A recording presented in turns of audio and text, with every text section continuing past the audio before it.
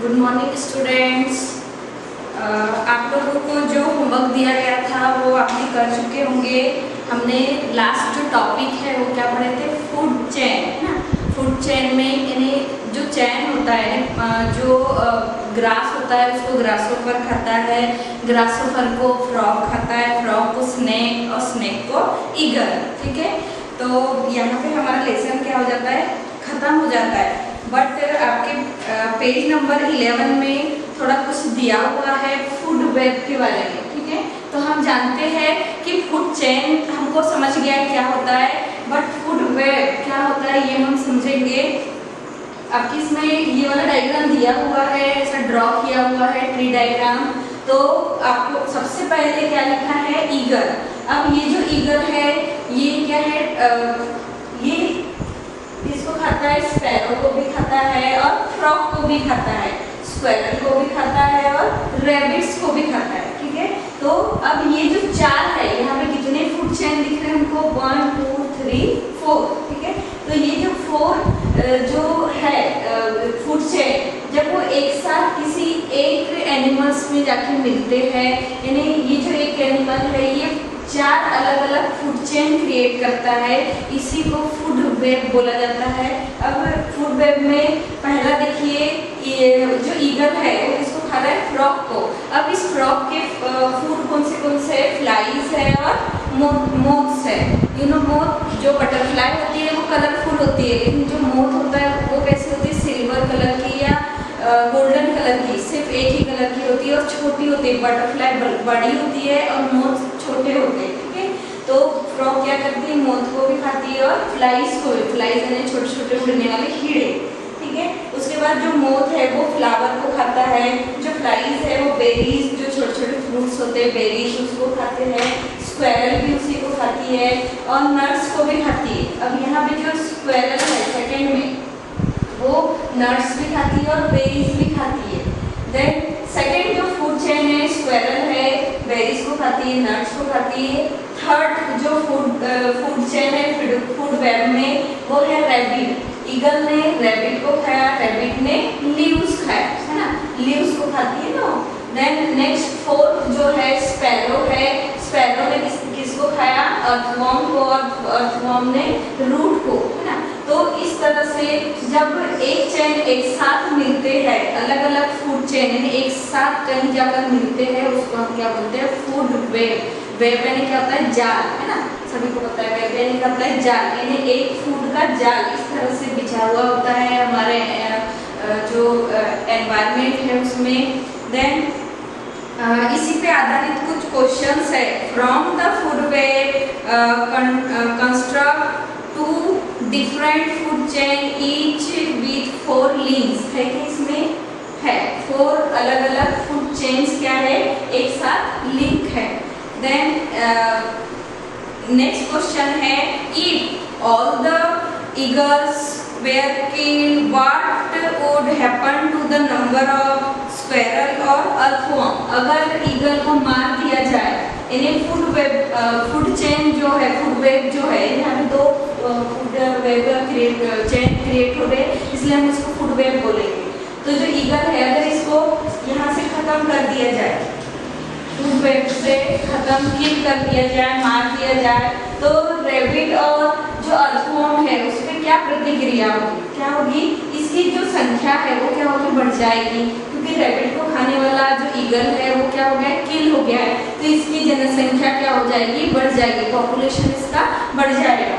दूसरा है अर्थवॉर्म, है ना, तो अर्थवॉर्म हमारे अर्थ पे जितना रहे उतना अच्छा है, वो क्या करता है, जो फर्टिलिटी है उसको बढ़ाने का काम करता है, लेकिन ये भी कंट्रोल में रहना बहुत जरूरी है। तो इसीलिए ये जो फूड वेब है यानी जो ईगल है ये बहुत ही इम्पोर्टेंट है, क्योंकि वो बैलेंस बनाए रख रहा है इसकी प्रजाति को, इसकी प्रजाति में बैलेंस बना कर रख रहा है। इसलिए ईगल अगर मर जाएगा तो रैबिट, जो स्क्वेरल है और जो अर्थवॉर्म है, स्क्वेरल की अगर संख्या बढ़ जाएगी तो ये क्या करेगा, अर्थवॉर्म को खत्म कर देगा, है ना। स्क्वेरल की अगर जनसंख्या बढ़ जाएगी तो अर्थवॉर्म को खा के खत्म कर देगा। तो अगर अर्थवॉर्म नहीं रहेगा तो जो सॉइल है उसकी फर्टिलिटी पे बहुत बड़ा असर होगा, है ना। देन देखिए आपको फूड वेब समझ गया, और ये जो ट्री डायग्राम है इसको आपको फूड चेन जो आपने डायग्राम ड्रॉ किया उसके नीचे इसको ड्रॉ करना है, आपकी बुक में दिया हुआ है। देन नेक्स्ट देखिए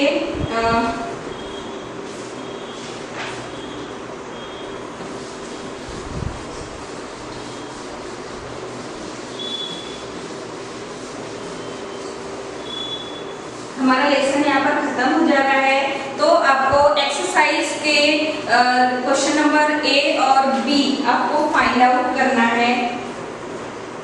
होमवर्क लिख लीजिए आप लोग लेसन नंबर 1 का।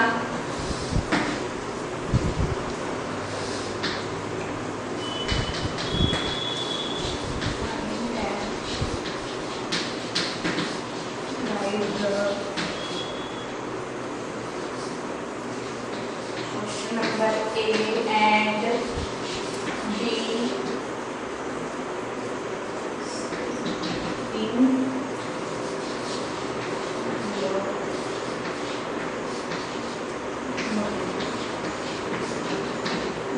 क्वेश्चन नंबर ए और बी आपको फाइंड आउट करना है।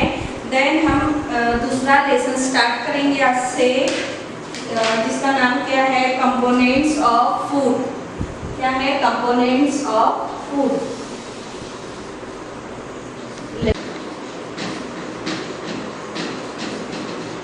Components of food.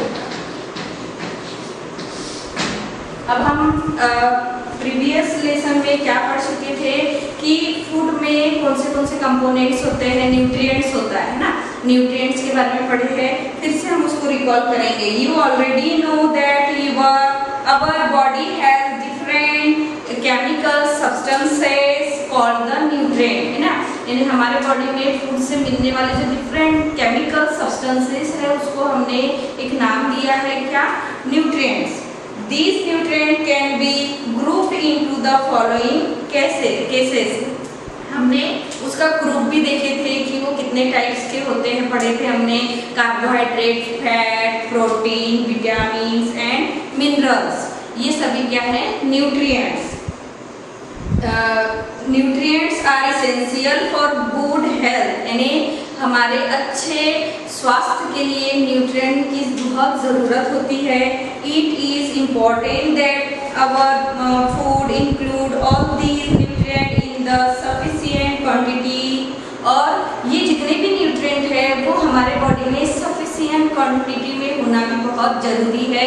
अगर एक का भी बैलेंस बिगड़ गया तो हमारा जो हेल्थ है उसके ऊपर उसका इफेक्ट होता है। Then beside these nutrients, our body also need water and roughage। यानी जो न्यूट्रिएंट है उसके अलावा हमारे बॉडी को वाटर और रफेज की भी बहुत ज़रूरत होती है डाइजेशन प्रोसेस के लिए। और हम सभी को पता है कि हमारी जो बॉडी है वो 70% वाटर से बनी हुई होती है, इसलिए वाटर की ज़रूरत होती है। रफेज का रफेज जो होता है उसका एक वर्क है, वो हम आगे पढ़ेंगे। तो सबसे पहला पॉइंट है हमारा लेसन में carbohydrate.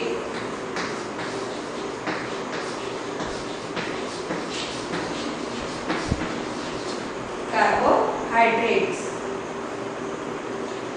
Sugar and starch are carbohydrate, यानी ऐसे फूड जिसमें हमको शुगर और स्टार्च मिलता है वो क्या है? Carbohydrate.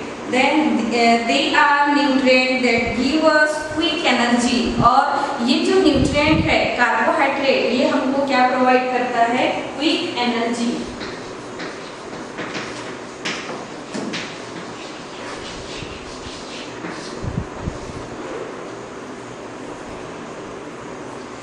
Sugar are used to provide energy immediately, starch release energy more slowly than sugar। अगर हमारे बॉडी में शुगर है, यानी किसी शुगर की चीज़ें अगर हमने खाए, ठीक है, जिस फूड में हमको शुगर मिलता है, तो हमारे बॉडी को बहुत क्विकली, बहुत जल्दी वो डाइजेस्ट हो जाता है और हमको एनर्जी मिलता है। बट जो स्टार्च होता है, जैसे फॉर एग्जांपल पोटैटो में स्टार्च होता है, स्टार्च स्लोली क्या होता है, डाइजेस्ट होता है, डाइजेस्ट होने के बाद में वो स्लोली प्रोसेस करता है, हमारे बॉडी को क्या प्रोवाइड करता है, carbohydrates.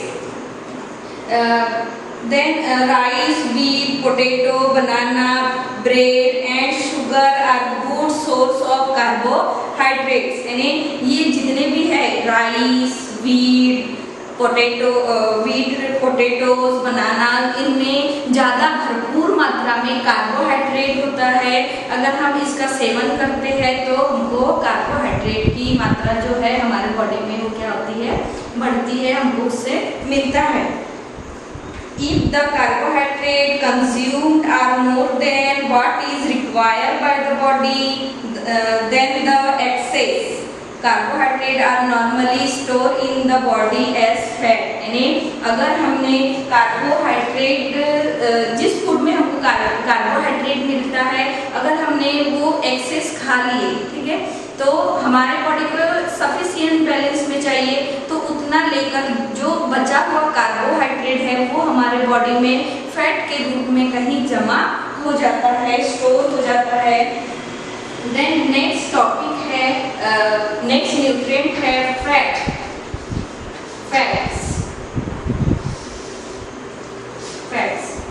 These are many different kind of fats. Our body use fat as the energy store। यानी ये जो फैट है ये हमारे बॉडी में किस रूप में रहता है, स्टोर, यानी एक स्टोर एनर्जी के रूप में रहता है।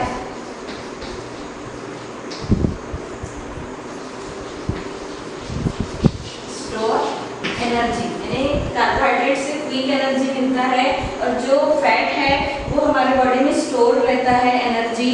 Then fats are stored under the skin and around the heart and kidney। यानी हमारे बॉडी में किन किन जगह पर रहता है, स्किन है, उसके यानी अंदर की ओर, स्किन के जस्ट नीचे का जो रहता है वहाँ पर फैट स्टोर रहता है, या किडनी के ऊपर या हार्ट के ऊपर वो जमा हुआ रहता है। When we are short of energy, our body use these fats। यानी अगर हमने जैसे हम बहुत देर तक नाश्ता नहीं करते या लंच नहीं करते, डिनर नहीं करते, तो जो हमारे बॉडी में जो फैट है वो क्या होता है, वो जो फैट है वो हमको, हमारे बॉडी को एनर्जी प्रोवाइड करने का काम करता है, जो स्टोर्ड है।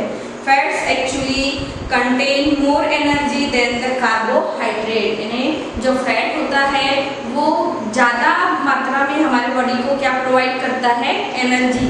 The fat store in our body also help to keep us warm. यानी हमारे बॉडी को जो फैट है वो हमारे बॉडी को क्या करता है, वार्म यानी गर्म रखने में भी मदद करता है। जैसे जो ठंडे वाले जो रीजन्स है ना, कोल्ड रीजन्स है, फॉर एग्जांपल कश्मीर। अब कश्मीर में रहने वाले जो लोग हैं वो ठंडी के दिनों में क्या करते हैं, या हमेशा अपने जो उनका डाइट प्लान है उस डाइट प्लान में ड्राई फ्रूट्स का इस्तेमाल करते हैं, क्योंकि ड्राई फ्रूट्स में ज़्यादा मात्रा में, भरपूर मात्रा में फैट होता है, और क्योंकि उनको बहुत ज़्यादा गर्मी की, उनकी बॉडी को गर्मी की ज़रूरत होती है वहाँ ठंडी रहने की वजह से, इसलिए वो ड्राई फ्रूट का इस्तेमाल करते हैं जिसमें ज़्यादा मात्रा में, भरपूर मात्रा में क्या होता है, fat. Fat are obtain from both plants and animals. यानी फैट हमको एनिमल्स से भी मिलता है और प्लांट से भी मिलता है। Butter and ghee are animal fats. यानी जो हम बटर और घी इस्तेमाल करते हैं अपने खाने में वो एनिमल फैट है। Groundnut oil, sunflower oil, coconut oil, mustard oil, other vegetable oil and nuts such as the almonds or the cashewnut are obtained from plants। यानी ये जितने भी ऑयल्स हम इस्तेमाल करते हैं अपनी सब्जी के लिए या कुछ फ्राई करने के लिए, ये सभी भरपूर मात्रा में फैट से भरे हुए होते हैं। और जो ड्राई फ्रूट्स है, मैंने आपको बताई ड्राई फ्रूट्स में भी क्या होते हैं, फैट होते हैं, फॉर एग्जांपल आलमंड और cashnut. Then meat, fish, egg and cheese also good source of fats.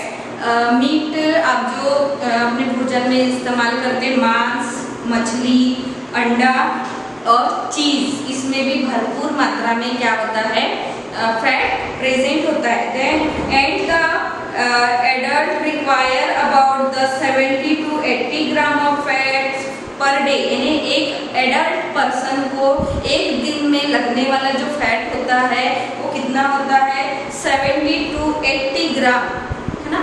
70 to 80 ग्राम उसको पर डे फैट की ज़रूरत होती है, उस एनर्जी को यूज़ करते हैं।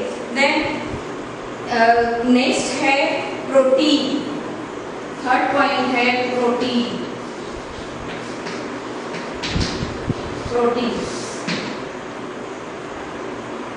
Our body is made up of billions of cell, है ना। हमारी जो बॉडी है वो बहुत सारे सेल से बनी हुई है, मल्टीपल बिलियंस ऑफ सेल से बनी हुई है। These cell are made mainly from protein, और वो जो हमारे सेल्स होते हैं वो मेनली सबसे ज़्यादा परसेंट में उसमें क्या प्रेजेंट होता है, protein. When we grow our body need protein to make new cells, यानी अगर हमारे बॉडी का कोई सेल डेड हो जाता है तो उसको फिर से स्टोर करने के लिए हमको प्रोटीन की ज़रूरत होती है, रिकवर होने के लिए प्रोटीन की ज़रूरत होती है, और उस प्रोटीन से न्यू सेल क्या होता है, डेवलप होता है बाय प्रोटीन सिंथेसाइज होकर, किसे प्रोटीन सिंथेसाइज होता है और न्यू सेल का डेवलपमेंट करता है।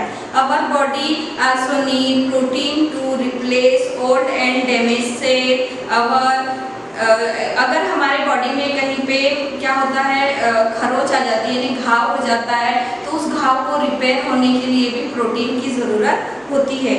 Our diet should have enough protein for these growing children and sick people require more protein in their diet, यानी जो छोटे बच्चे होते हैं या बीमार व्यक्ति होते हैं उनको ज़्यादा प्रमाण में, ज़्यादा मात्रा में प्रोटीन की ज़रूरत होती है, और क्योंकि क्या हो जाते हैं, वो वीक हो जाते हैं, वीक होने की वजह से उनकी जो सेल्स हैं वो कैसे हो जाते हैं, इनएक्टिव हो जाते हैं, और जैसे ही प्रोटीन उनको प्रोवाइड होता है वो एक्टिव हो जाते हैं जो बीमार होते हैं, और जो बच्चे होते हैं उनका जो ग्रोथ प्रोसेस है वो कंटिन्यूसली बिना ब्रेक के क्या होता है, बढ़ते ही जाता है।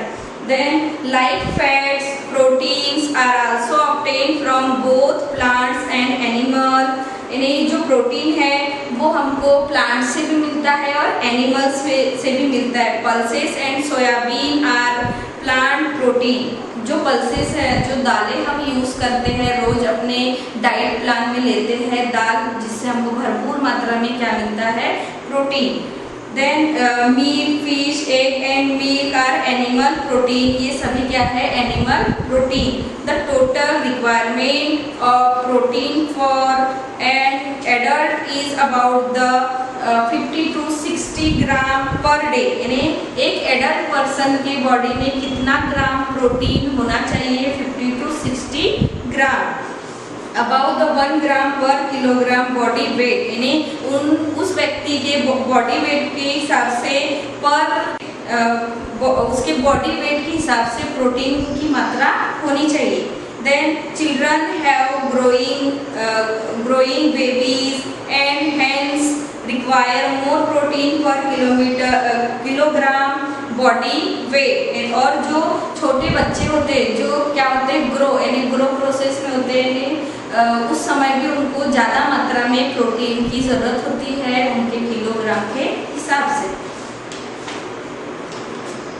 आप सभी को मैंने होमवर्क दे चुकी हूँ। नेक्स्ट टॉपिक है विटामिन, जो हम नेक्स्ट क्लास में पढ़ेंगे।